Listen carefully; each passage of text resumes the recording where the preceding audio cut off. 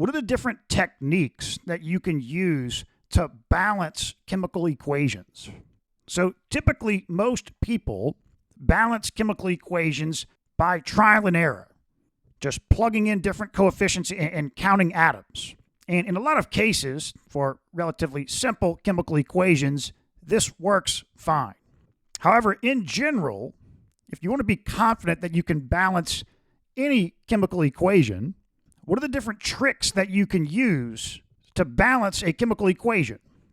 So, okay, the first technique is if on either side of the chemical equation, there's an elemental form of a substance. So you have a single type of element by itself, even if there's more than one atom. So this would be hydrogen by itself. This would be potassium by itself.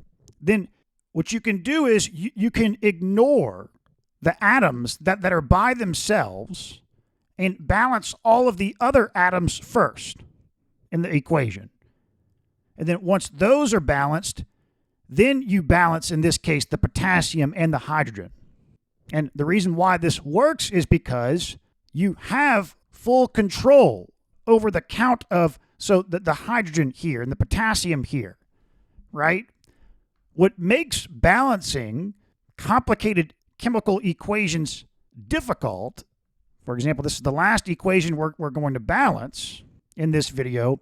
What makes this difficult is that, so if we look at this first substance here, well, if we change the coefficient, well, then we're changing on the left side of the equation the number of potassium atoms and iron and sulfur and carbon and nitrogen, right? But if you've got lone elemental forms of substances, well, then you can adjust the coefficient and only change the potassium count, or in here only change the hydrogen count.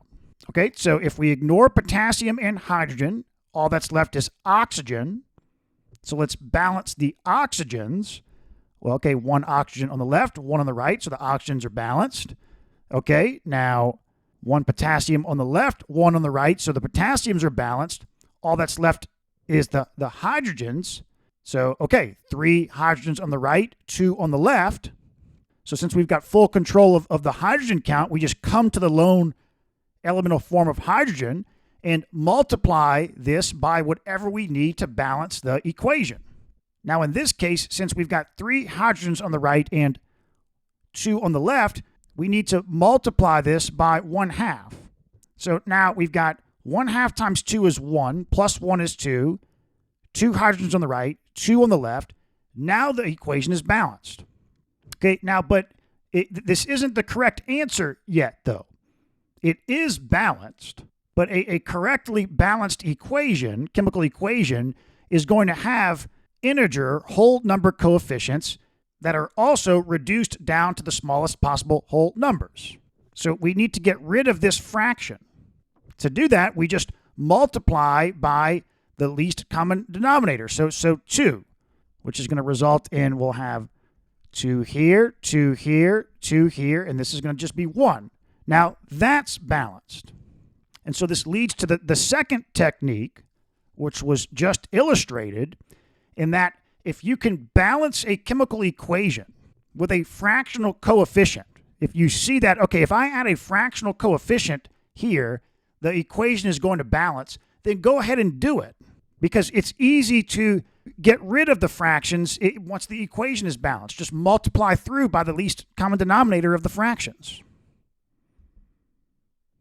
Okay.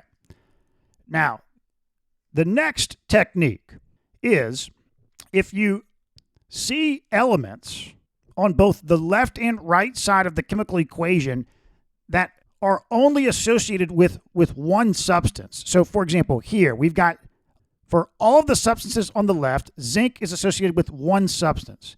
And for all the substances on the right, zinc is also associated with just one substance. Because of that, we can relate these two coefficients.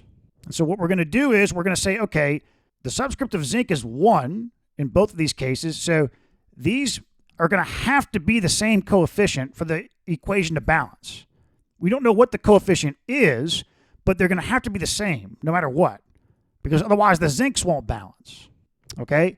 So now we keep inspecting, and we also see that for all of the substances on the left, nitrogen is just in one substance here, and same idea on the right, nitrogen is just in this one substance here. So, okay, on the right, we've got 2 times X nitrogens, 2X nitrogens. So on the left, that means this coefficient is going to have to be 2X for the nitrogens to balance. Okay, so now what we can do is say, well, all right, we've got 2X hydrogens here and 2X hydrogens here. So there's 4X hydrogens total on the left. Well, okay, on the right, there's only hydrogens here. So there has to be 4. This has to be 2X for the hydrogens to balance, right? So now that we've got coefficients designated in terms of X for every substance, well, X can be whatever we want, and it's going to balance, right? This is effectively balanced. We just have to choose an X. Well, you're just going to choose X to be 1, the smallest coefficient possible. So the final answer, you're going to have 1, 2, 1, 2. Done. Okay, here we've got an elemental oxygen by itself and an elemental nitrogen by itself. So let's just balance everything else. That would be the carbons and the hydrogens. So you have 2 carbons on the left. Now we need 2 on the right. So now the carbons are balanced. Let's see, you've got 7 hydrogens on the left, 2 on the right. So this needs to be 7 halves here. So now let's go ahead and multiply everything by 2, but we can ignore the oxygens and the nitrogens. So that's going to be, this will be 4, this will be 7, this will be 2. You could multiply the oxygen and nitrogen by 2 if you want, but you'll see, I mean, we're about to adjust these to exactly what we need. So, okay, because like we're ignoring the oxygens and the nitrogens at the moment, right? So are the carbons and the hydrogens balanced? You have 4 carbons on the left, 4 on the right. You've got 14 hydrogens on the left, 14 on the right. Great. So now we're going to balance the oxygens and the nitrogens. So, okay, we've got 8 plus 7, 15 oxygens on the left. So, okay, we've got full control here. Just do 15 halves. 15 oxygens on the left, 15 on the right. Done. You see how we can just ignore the oxygen and the nitrogen to start? And then, okay, with the nitrogen, we've got what? 2 nitrogens on the left, 2 on the right. We're done. So now if you multiply everything by 2 to get rid of that 15 halves, you're going to have 4, 15, 8, 14, 2.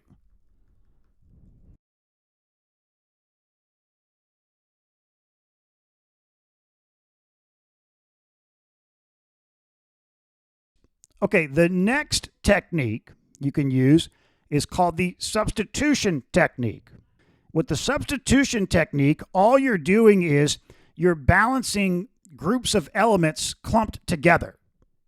So you're going to, for example, balance the SO4s on the left and the SO4s on the right.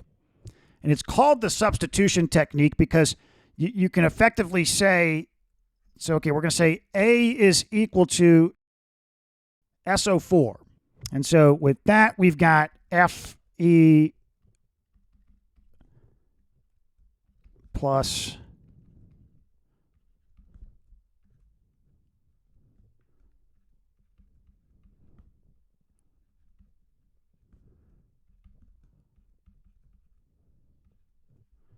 you see? So now we've simplified this chemical equation. Now you might say, okay, well, why don't we do the same thing with like OH? Why don't we say that B is equal to OH? Well, okay, we don't have OHs on the right. I mean, I guess we kind of do. We could say this is OHH, but that might be a little bit confusing. That the general idea is you've got these groups of elements on both sides. So we're just going to say that we're just going to substitute for SO4. Now, you might also be wondering, well, okay, don't we have to be careful because we have oxygens mixed in here with this substitution, but we also have oxygens outside of SO4? Well, no, that's not a problem because here we're going to balance the A's and we're going to balance the oxygens. We're treating this A like it's its own new element. So both the A's and the O's are going to have to be balanced here. Okay, so let's see. We've got an iron by itself here and an iron by itself here. So if this is X, this is going to have to be 2X for sure. Okay, if we have the A by itself here and the A by itself here, so there's 3XAs on the right, so there's going to have to be 3XAs on the left.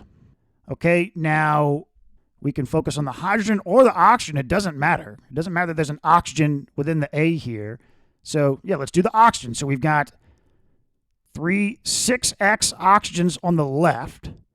So there's going to have to be 6. This is going to have to be 6X. So there we go. Let's just pick X is equal to 1. So this is going to have to be 2. This is going to be 3. This is going to be 1. This is going to be 6. Okay, so we've got elemental nitrogen by itself. So we can start by balancing everything but the nitrogen. Ignore nitrogen. So, okay, we've got, let's see. If this is X, this is going to have to be X. Or no, this has got to be 2X. Okay, now if we've got 8X hydrogens on the left, this is going to have to be 4X. Okay, now if we've got, let's see, 4X plus 4X, so you have 8X oxygens on the right, this is going to have to be 2X. So there we go. So if we choose X is equal to 1, we've got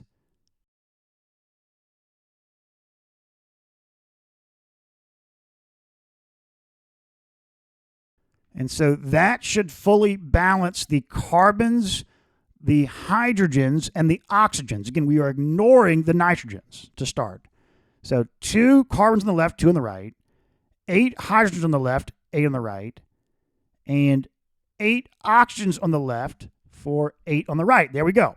So again, why could we just ignore the nitrogens? Because we've got full control here. How many nitrogens do we have on the left? 2, 4, 6. Done. Okay, let's start by seeing if we can make any substitutions. So potentially we could substitute for SO4.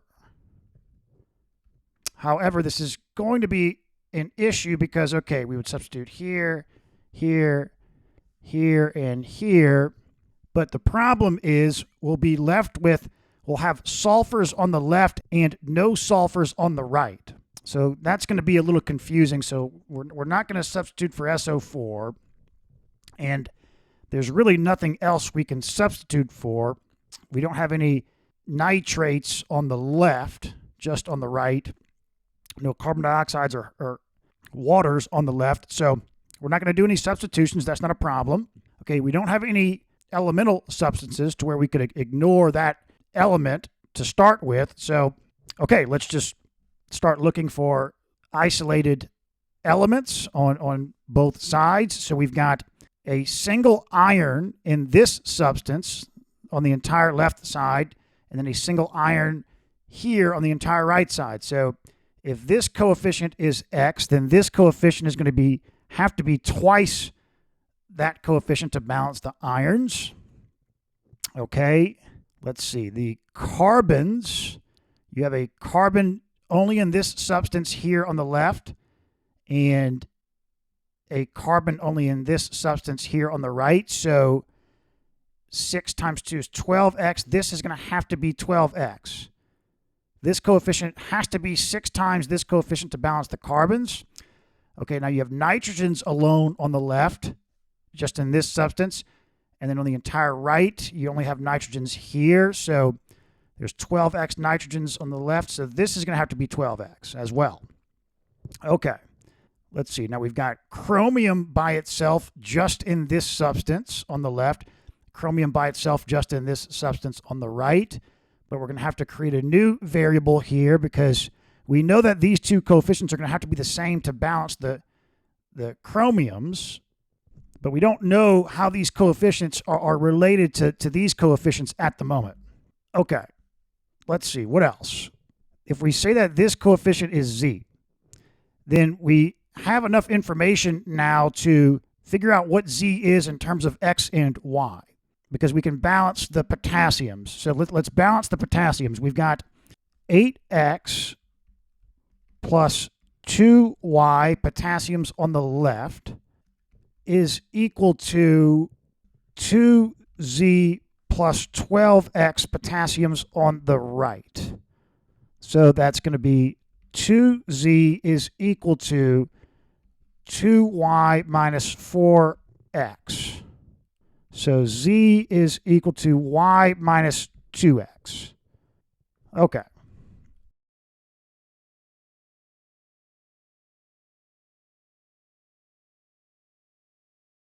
All right, now we're just left with these two coefficients, but we can see that these are going to have to be the same coefficient because we just have hydrogen alone here and hydrogen alone here.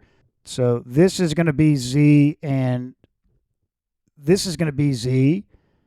So now we just need to solve for z in terms of y and x. So we just need to balance an element we haven't dealt with yet. Let's do the solvers. So, okay, 12x plus z is equal to 3x plus 3y plus y minus 2x. Okay, so 12x plus z is equal to x plus 4y. So z is equal to 4y minus 11x. Okay.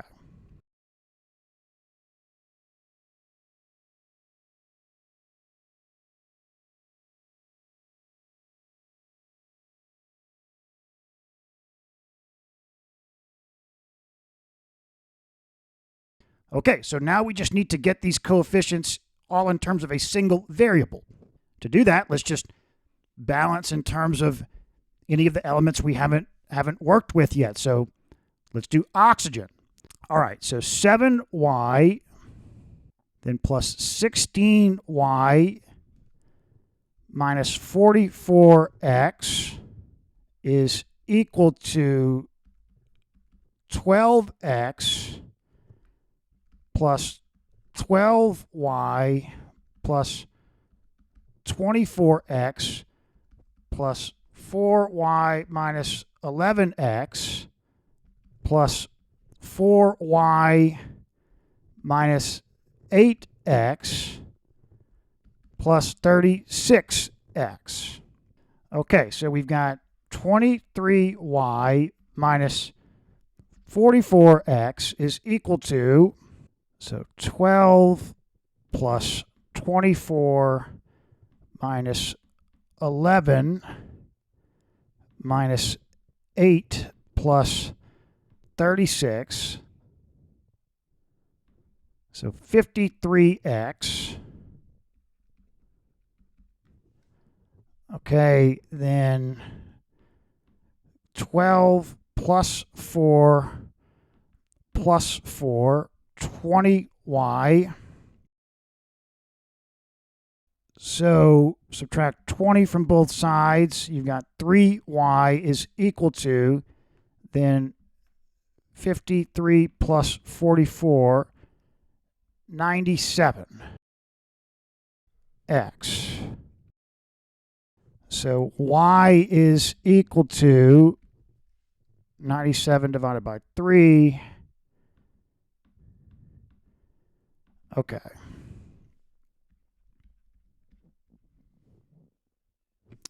So there we go. So we've got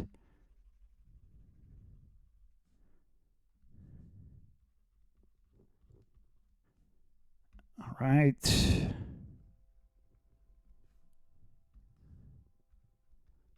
There's x here. Okay, now 4 times y. Well, let's do, okay, y minus 2x. So y minus 2. Yeah, this is 97 divided by 3x. So y minus 2, 91 divided by 3.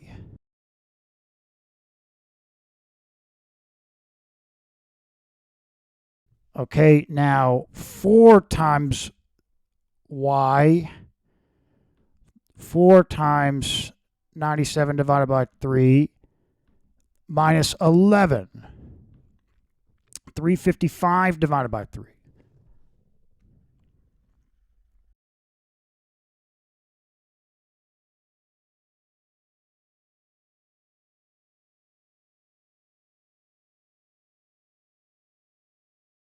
Okay. So now we just need to multiply this entire equation by 3.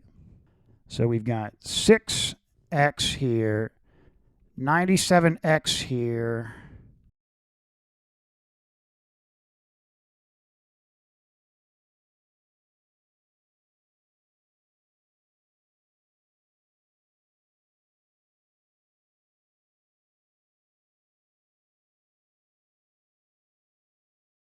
Okay. And there we go. To set x equal to the lowest integer or the lowest whole number, set x equal to 1. 6